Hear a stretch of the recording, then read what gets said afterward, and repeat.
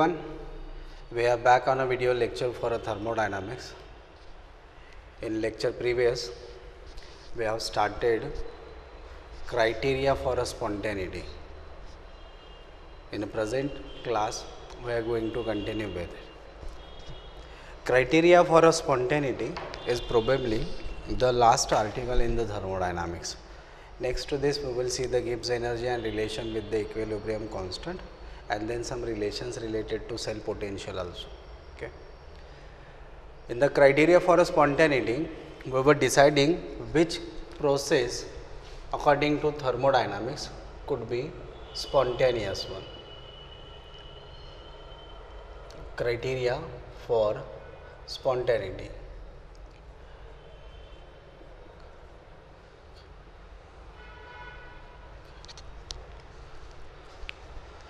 First, we discussed that according to second law of thermodynamics, if a spontaneous flow of energy is there, it is generally from a high energy content to low energy content, which has a several example like flow of gas, flow of charge, flow of mass, flow of water, flow of electricity from high potential to low potential, heat from high temperature to low temperature, and likewise many more, which in general can be suggested as energy flows from high energy content to low energy content.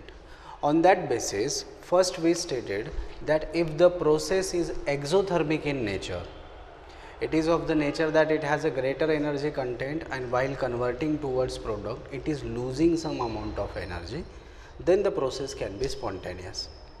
But converse to the consideration, we found that not all the time exothermic process is a spontaneous, and at some instances even endothermic processes are also spontaneous.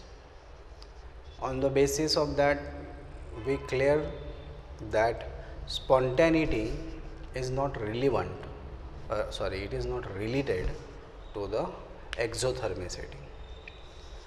In a correction to that, a new thermodynamic function was introduced, which is called entropy, which is a physical measure of randomness of the system. And from the entropy, we stated that the process will be spontaneous when entropy change for the process will be positive, means randomness is increasing. Many examples we seen which were endothermic, but randomness was increasing, and therefore that was assumed to be a spontaneous one. But converse to this consideration, again we obtained a conclusion that there are some processes in which entropy or randomness is decreasing, but still then the process are spontaneous. Now, because we have a converse result for both consideration, we corrected the conclusion, and finally we reached to this conclusion that delta S total, which is sum of entropy change of system plus entropy change for a surrounding, if this is positive, then process is spontaneous, and this mathematical conclusion is derived from fourth statement in a second law of thermodynamics. Second law of thermodynamics state that total entropy change for the system and surrounding, if together it is a positive, then the process can be spontaneous. Now, the problem here is the criteria has a no exception, no odd conclusion, that in some process total entropy change is negative but spontaneous. This will not be observed at all in any of the case, means criteria for a spontaneity is perfectly clear. But for deciding spontaneity of some process, we need to study the thermodynamic function, which is not only related to system, but also involves the function which is related to surrounding, and that is entropy change for a surrounding. Means This criteria involve a physical parameter which is to be measured for surrounding, not for a system only. And this is not a convenient, or we could say this is not a very scientific way to judge any process. If we are going to comment on a system, it should be commented with respect to properties of system only. We shouldn't deal with what is happening to the surrounding, concentrate on the system. So, no error was there in the criteria, only it involved the study of system as well as surrounding.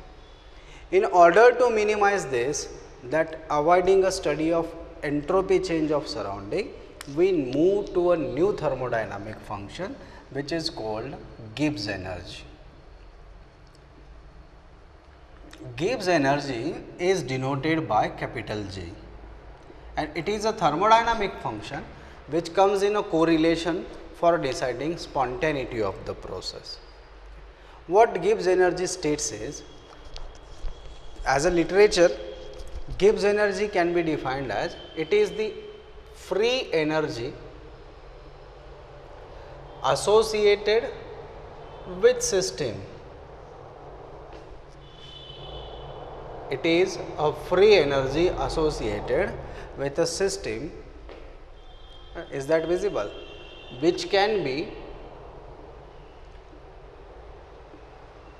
converted to useful work.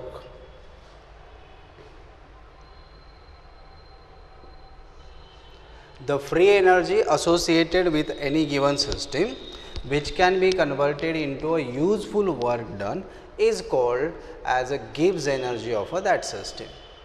Okay. Thermodynamically, Gibbs energy is an extensive property.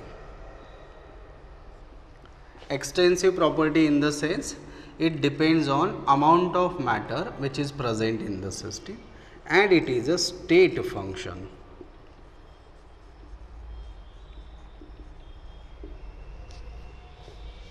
So, Gibbs energy being extensive and state function, only change in Gibbs energy is measurable, delta G, and mathematically delta G is equals to enthalpy change of system delta H minus T delta S. This is expression for Gibbs energy change. Now, we do not have a derivation for this final formula in our scope, so we are not relating with that one, but we will clear the meaning of a terms in it. The first term is Gibbs energy change. Delta G stand for Gibbs energy change. Delta H, this is enthalpy change. Enthalpy change associated with system. Delta S is a entropy change, and obviously T is a temperature which is commonly taken in kelvins. So, new thermodynamic function Gibbs energy is introduced in order to obtain a criteria for a spontaneity of a process. Okay.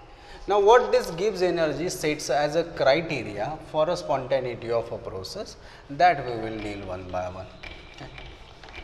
Mathematically, delta G is given as delta H minus T delta S. In terms of entropy, from a second law of thermodynamics, we have a conclusion that delta S total should be positive for the process, then and then the process will be spontaneous. Okay. As a thermodynamic function, we mentioned delta G is equal to enthalpy change delta H minus T delta S. Okay. Now, moving to second law of thermodynamics, we stated delta S total is equal to delta S for system plus delta S for surrounding. Now, if enthalpy change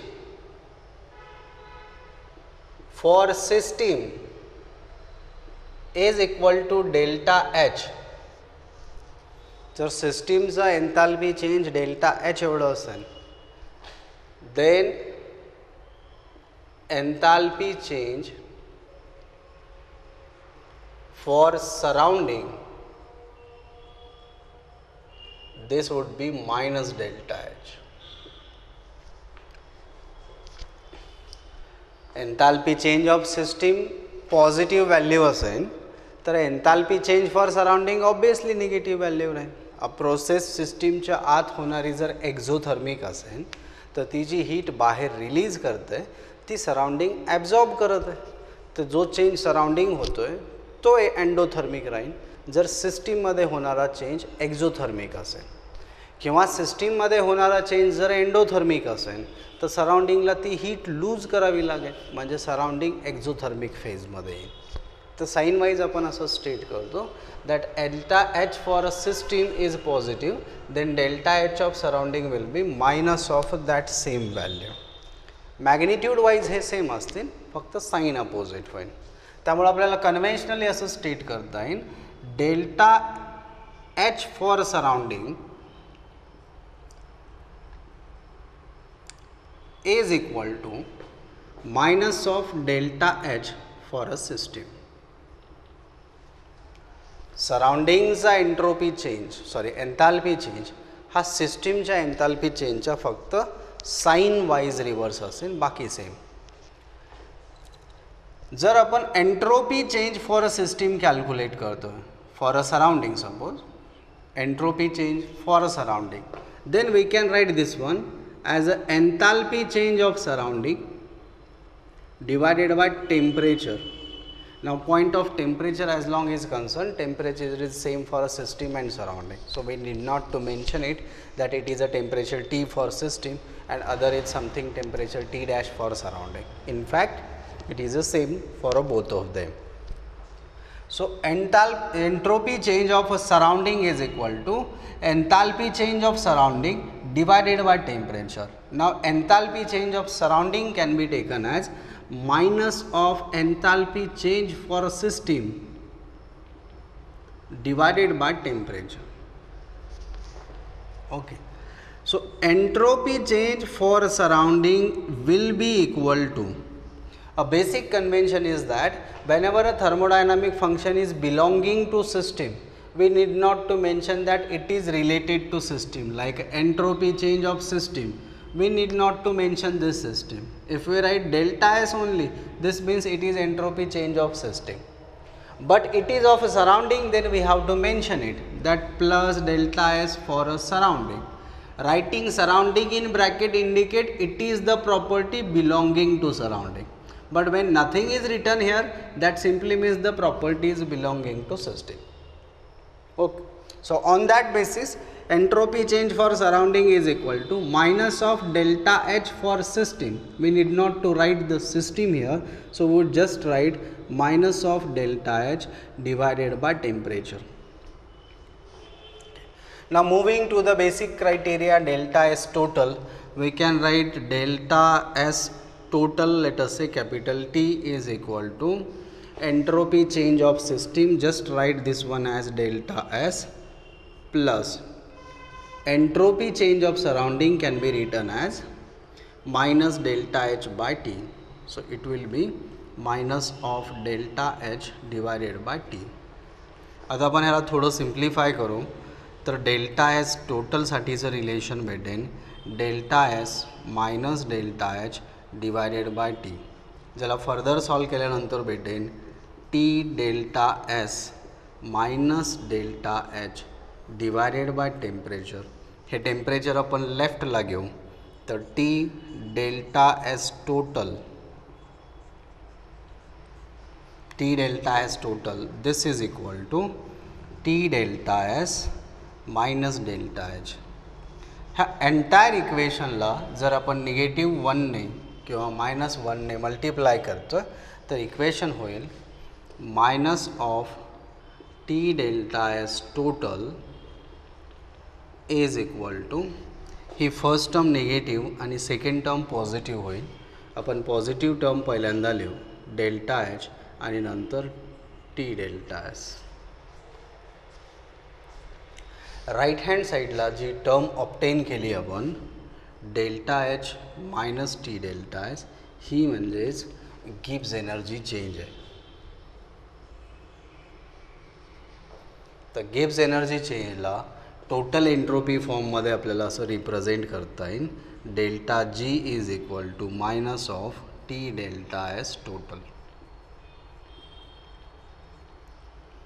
आणि हे final equation आपल्याला criteria for a spontaneity decide करण्यासाठी useful आहे. तर criteria for a spontaneity कसं decide करता येतो बा, सेकंड लॉ ऑफ थर्मोडायनामिक्सनुसार जे कन्क्ल्युजन आपण ऑप्टेन करतो आहे डेल्टा एस टोटल पॉझिटिव्ह असायला पाहिजे, त्यात तर काही एरर नाही आहे, त्यामुळे तो क्रायटेरिया परफेक्ट आहे आणि त्यालाच आपण फॉलो करू इन टर्म्स ऑफ एंट्रोपी. एंट्रोपीच्या फॉर्ममध्ये टोटल एंट्रोपी पॉझिटिव्ह असेल तर प्रोसेस स्पॉन्टेनियस राहील. मग 3 पॉसिबल केसेस आहेत. डेल्टा एस टोटल जर पॉझिटिव्ह असेल तर प्रोसेस स्पॉन्टेनियस. मग डेल्टा एस टोटल जर निगेटिव्ह असेल तर मग म्हणता येईल आपल्याला प्रोसेस नॉन स्पॉन्टेनियस आहे. ठीक. Delta S total positive process is spontaneous. Delta S total negative the process is non-spontaneous, and when delta S total is equal to 0 then the process is at equilibrium between spontaneity and non-spontaneity. ठीक. हा झाला criteria in terms of entropy. जर आपण move करतोय towards a new criteria for a Gibbs energy, तर Gibbs एनर्जीसाठी आपण नवीन क्रायटेरिया ऑप्टेन करू. Delta G has a equation minus T delta S total. एक बेसिक कन्क्ल्युजन पहा, गिब्स एनर्जी चेंजसाठी जे इक्वेशन आपण ऑप्टेन करतोय delta H minus T delta S, ह्यातले सगळे thermodynamic function delta H, temperature आणि डेल्टा एस हे तिन्ही प्रॉपर्टी सिस्टीमला बिलॉंग करतो. फक्त सिस्टीमच्या कॅरेक्टरिस्टिक्स प्रॉपर्टीच्या फॉर्ममध्ये आपल्याला एक नवीन क्रायटेरिया पाहिजे, म्हणून आपण डेल्टा एस टोटलला चेंज करून गिब्स एनर्जीच्या फॉर्ममध्ये लिहितो. That delta S total into temperature is equal to Gibbs energy. बाकी गिब्स एनर्जी थर्मोडायनामिक फंक्शनचं वेगळं काही रिझन किंवा सिग्निफिकन्स नाही. जर क्रायटेरिया फॉर स्पॉन्टॅनिटी आपण डिसाईड करणार आहे आणि क्रायटेरिया फॉर स्पॉन्टॅनिटीमध्ये आपल्याला हा क्रायटेरिया भेटला आहे ज्यात काही एररच नाही आहे की डेल्टा एस टोटल पॉझिटिव्ह असेल तर प्रोसेस स्पॉन्टॅनियस असणारच आहे, मग आपण नवीन थर्मोडायनामिक फंक्शन का डिराईव्ह केलं, तर डेल्टा एस टोटलमध्ये सराउंडिंगची पण प्रॉपर्टी इन्क्लुडेड आहे, जी कमी करून आपण सिस्टीमच्या प्रॉपर्टीमध्ये एक थर्मोडायनामिक फंक्शन डिराईव्ह केलं जे डेल्टा जी ह्या फॉर्ममध्ये आहे. ओके. त्यामुळे आपण गिब्स एनर्जी ऑप्टेन केलं. ठीक. तर criteria in terms of Gibbs energy जर आपण सेट करतो तर त्यासाठी आपण हे इक्वेशन यूज करू. आता इक्वेशन काय स्टेट करतो बा, delta G is equal to minus of temperature into delta S total. म्हणजे जर डेल्टा एस टोटल ही टर्म पॉझिटिव्ह असेल तर गिब्स एनर्जीचं साईन आपोआप निगेटिव्ह होईल, कारण ते एक्सप्रेशन विथ निगेटिव्ह साईन येतं. म्हणजे डेल्टा एस टोटल जर पॉझिटिव्ह असेल तर प्रोसेस स्पॉन्टेनियस असते. लाईकवाईज गिब्स एनर्जीच्या फॉर्ममध्ये आपल्याला स्टेट करता येईल, मग जर डेल्टा एस टोटल पॉझिटिव्ह आहे तर गिब्स एनर्जी चेंज निगेटिव्ह असायला पाहिजे आणि निगेटिव्ह असेल तर प्रोसेस स्पॉन्टेनियस राहील. फ्रॉम दिस इक्वेशन मग ह्याला कॉन्व्हर्स रिलेशन काय होईल, डेल्टा जी जर पॉझिटिव्ह असेल तर प्रोसेस नॉन स्पॉन्टेनियस राहील आणि जर डेल्टा जी ही व्हॅल्यू 0 असेल तर प्रोसेस इक्विलिब्रियमला.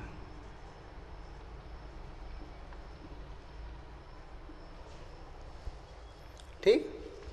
तर ॲज अन कन्क्ल्युजन आपल्याला स्टेट करता येईल in terms of Gibbs energy, if Gibbs energy change is negative, then process is spontaneous. If Gibbs energy change is a positive, then process is non-spontaneous.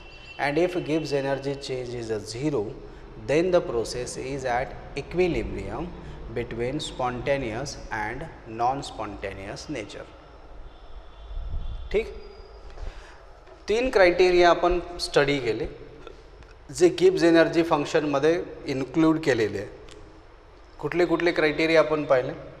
एक तर सगळ्यात पहिल्यांदा आपण पाहिलं एन्थाल्पी चेंज, जो स्पॉन्टॅनिटीसाठी सफिशियंट नाही आहे. त्यानंतर पाहिलं आपण एन्ट्रोपी चेंज, हा पण स्पॉन्टॅनिटीसाठी सफिशियंट नाही जर फक्त सिस्टीमचं कन्सिडर असेल. टोटल कन्सिडर केलेलं असेल तर ते क्लिअर आहे. आणि त्यानंतर पाहिलं आपण गिब्स एनर्जी, आणि गिब्स एनर्जी हा क्रायटेरिया अल्टिमेट क्रायटेरिया किंवा लास्ट क्रायटेरिया आहे. गिब्स एनर्जीमध्ये आपले कन्क्ल्युजन काय? Delta G should be negative for a spontaneous, positive for a non spontaneous and 0 for equilibrium. मग आपण जर एन्थाल्पी चेंज आणि एन्ट्रोपी चेंज ह्या दोघांच्या मॅग्निट्यूडवरून sign of delta G decide करतोय, तर त्यात टेम्परेचर हे थर्मोडायनामिक फंक्शन पण इन्व्हॉल्व झालेलं असेल.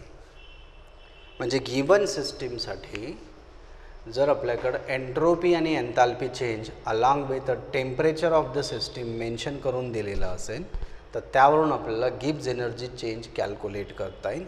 आणि कॅल्क्युलेटेड गिब्स एनर्जी चेंजचं जे काही साईन असेल त्यावरून प्रोसेसचं नेचर डिसाईड करता येतं. ठीक आहे, तर आपण पहिल्यांदा हे पाहू. मग in terms of Gibbs energy, enthalpy आणि एन्ट्रोपी, स्पॉन्टॅनिटी ऑफ प्रोसेस टेम्परेचरवर डिपेंड करते कसं. ठीक, तो moving to the criteria with respect to all 3 values, आपण पहिल्यांदा पाहू term equilibrium temperature. What is mean by equilibrium temperature, that we will see first. Equilibrium टेम्परेचरला TEQ असं आपण रिप्रेझेंट करतो. TEQM म्हणजे temperature at equilibrium. Equation for Gibbs energy हे state करतो that Gibbs energy change is equals to enthalpy change minus temperature into entropy change. हे आहे basic equation for Gibbs energy change. जर process इक्विलिब्रियमला असेल, for process at equilibrium, what conclusion we have is Gibbs energy change is equal to 0. हे इथून derive केलं आपण. Process जर इक्विलिब्रियमला आहे तर गिब्स एनर्जी चेंज किती असेल? 0. मग ही 0 व्हॅल्यू आपण जर फर्स्ट इक्वेशनमध्ये प्लेस करतो तर गिब्स एनर्जी चेंज होईल 0 is equals to delta H minus T delta S. मग याला आपण रिअरेंज करू. लेफ्टला टी डेल्टा एस येईल which will be equal to delta H, आणि ह्यावरून टेम्परेचर येईल which will be taken as delta H divided by delta S. Given सिस्टीमसाठी एन्थाल्पी आणि एन्ट्रोपी चेंज असे 2 व्हॅल्यू जर प्रोव्हाइडेड असतील तर त्यावरून आपल्याला गिब्स एनर्जी चेंज फाइंड करता येतो.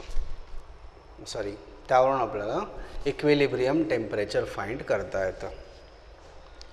एन्ट्रोपी चेंजसाठी जे बेसिक इक्वेशन आहे that is enthalpy change divided by temperature. ठीक, मग जर आपण इथं enthalpy change divided by enthalpy change by temperature असं लिहितो आहे तर आपोआप ही व्हॅल्यू टेम्परेचर टी बरोबर होऊन जाईल, which means it is a equilibrium temperature. म्हणजे कुठल्याही प्रोसेसला स्पॉन्टेनियस आणि नॉन स्पॉन्टेनियस नेचरच्या मिडमध्ये इक्विलिब्रियम स्टेट कुठल्या टेम्परेचरला अटेन होऊ शकते हे आपल्याला डिसाईड करता येतं त्याच्या एन्थाल्पी आणि एन्ट्रोपी चेंजवरून. ठीक आहे, मग प्रत्येक process spontaneous to non spontaneous via equilibrium position अशी मायग्रेट होते का?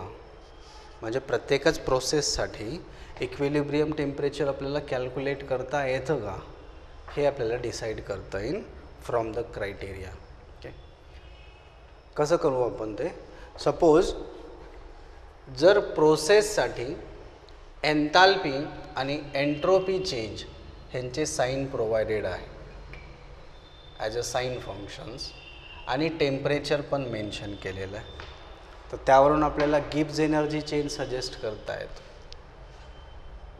एन्थाल्पी चेंज, एंट्रोपी चेंज ह्यांचे साइन फंक्शन्स दिलेले आहे, ह्यावरून आपल्याला sign of Gibbs energy decide करता येतं आणि ह्यावरून आपण नेचर ऑफ प्रोसेस सांगू शकतो, whether it is spontaneous or non spontaneous. जर प्रोसेस एक्झोथर्मिक असेल तर डेल्टा एच निगेटिव्ह राहील. प्रोसेसमध्ये रँडमनेस वाढलेला असेल तर डेल्टा एस पॉझिटिव्ह राहील. ज्या प्रोसेससाठी डेल्टा एच ही टर्म निगेटिव्ह आहे आणि डेल्टा एस ही टर्म पॉझिटिव्ह आहे, त्याला जर आपण इक्वेशन फॉर गिब्स एनर्जीमध्ये सबस्टिट्यूट करतो. What is equation for Gibbs energy? It is delta G equal to delta H minus T delta S. ह्यात हे फंक्शन निगेटिव्ह आहे, डेल्टा एस हे फंक्शन पॉझिटिव्ह आहे. टेम्परेचर तर केल्विन्समध्ये असेल, इन केल्विन्स, आणि ही व्हॅल्यू नेहमी पॉझिटिव्ह असते, त्यावर काही क्वेश्चनच नाही. त्यामुळे हे जर पॉझिटिव्ह आहे, डेल्टा एस पॉझिटिव्ह आलं म्हणजे हा पूर्ण प्रोडक्ट पॉझिटिव्ह आहे. ही टर्म निगेटिव्ह आहे आणि ह्यातून हा सेकंड टर्म आपण पॉझिटिव्ह असलेला सबस्ट्रॅक्ट करतो आहे, म्हणजे जे नेट कॅल्क्युलेशन भेटेल, first term negative, second term positive, first and second subtracted, तर डिफरन्स हा नेहमी निगेटिव्ह येईल. Negative at all temperature.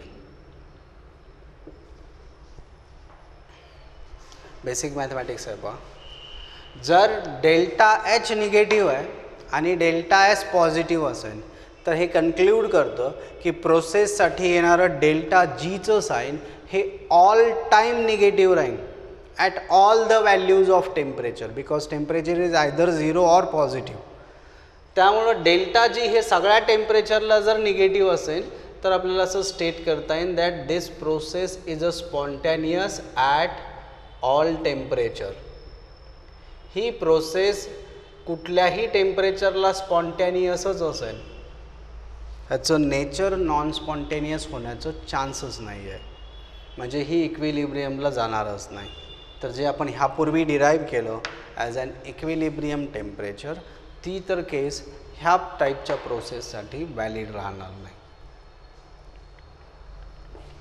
This implies that every process is not necessarily having a nature of spontaneous and non-spontaneous type depending on its temperature.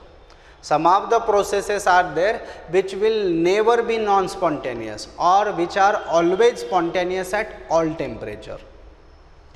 Second possibility पहा, process अशी पण असू शकते ज्यामध्ये एन्थाल्पी चेंज हा पॉझिटिव्ह असेल आणि एंट्रोपी चेंज हा निगेटिव्ह राहील.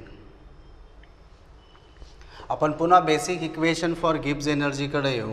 Delta G equal to delta H minus temperature T into delta S. ह्यात ही सेकंड टर्म निगेटिव्ह आहे आणि ही फर्स्ट टर्म पॉझिटिव्ह आहे, तर हे निगेटिव्ह निगेटिव्ह पॉझिटिव्ह होईल. पॉझिटिव्हमध्ये आपण पॉझिटिव्ह नंबर ॲड करतो आहे, तर ॲडिशन जे काही येईल हे फायनली पॉझिटिव्हच असेल. Means sign of delta G will be positive. मग टेम्परेचर कितीही असो, टेम्परेचरचं काही क्वेश्चन नाही. लक्षात आलं ना? तर ह्या केसमध्ये जेव्हा डेल्टा एच पॉझिटिव्ह म्हणजे फर्स्ट टर्म पॉझिटिव्ह आहे आणि डेल्टा एस निगेटिव्ह आहे, सेकंड टर्म निगेटिव्ह आहे, तर minus of temperature into delta S हा प्रोडक्ट तर पॉझिटिव्हच होईल. त्यामुळे येणारं जे कॅल्क्युलेशन आहे जे की sign of delta G decide करतो, हे कॅल्क्युलेशन ऑल टेम्परेचरला पॉझिटिव्ह राहील. So as an conclusion we would say delta G is positive at all temperature. Delta G जर पॉझिटिव्ह असेल तर प्रोसेसचं नेचर होतं non spontaneous. So under these condition process is non-spontaneous at all temperatures.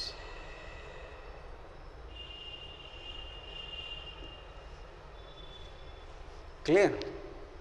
म्हणजे दोन basic conclusion आहेत पहा. काय? काही सेट ऑफ प्रोसेसेस आहेत जे सगळ्याच कंडिशनला स्पॉन्टॅनियसच असतं, त्यांचं नेचर कधीच चेंज होत नाही, ज्यात एन्थाल्पी चेंज निगेटिव्ह असेल आणि एन्ट्रोपी चेंज पॉझिटिव्ह राहील. काही प्रोसेस असे पण आहे ज्यांचं नेचर नेहमी नॉन स्पॉन्टॅनियस असतं, ती प्रोसेस कधीच स्पॉन्टॅनियस होऊ शकत नाही, ज्यातला एन्थाल्पी चेंज पॉझिटिव्ह आहे, एन्ट्रोपी चेंज निगेटिव्ह आहे. लक्षात येतो? ह्या दोन केसेसमध्ये प्रोसेसचं नेचर टेम्परेचरच्या इंडिपेंडंट आहे. ते स्पॉन्टॅनियस आहे एकतर किंवा नॉन स्पॉन्टॅनियस आहे, इररिलेव्हंट ऑफ टेम्परेचर. पण बऱ्याचशा अशा प्रोसेस आहेत जे स्पॉन्टॅनियस नॉन स्पॉन्टेनियस ह्यांच्या इंटरमिडिएट नेचर दाखवतं आणि त्यांची प्रोग्रेस स्पॉन्टॅनियस आहे की नॉन स्पॉन्टॅनियस हे टेम्परेचरवर डिपेंड करतं. Now what those processes are for which the nature is dependent on their temperature, that we will discuss in the next lecture. Up to now we have cleared with criteria for a spontaneity and a Gibbs energy function which provide the interpretation of all spontaneous and all temperature non-spontaneous. We left with the criteria for a spontaneity depending on temperature of the system, and that we will continue in the upcoming lecture. Thank you.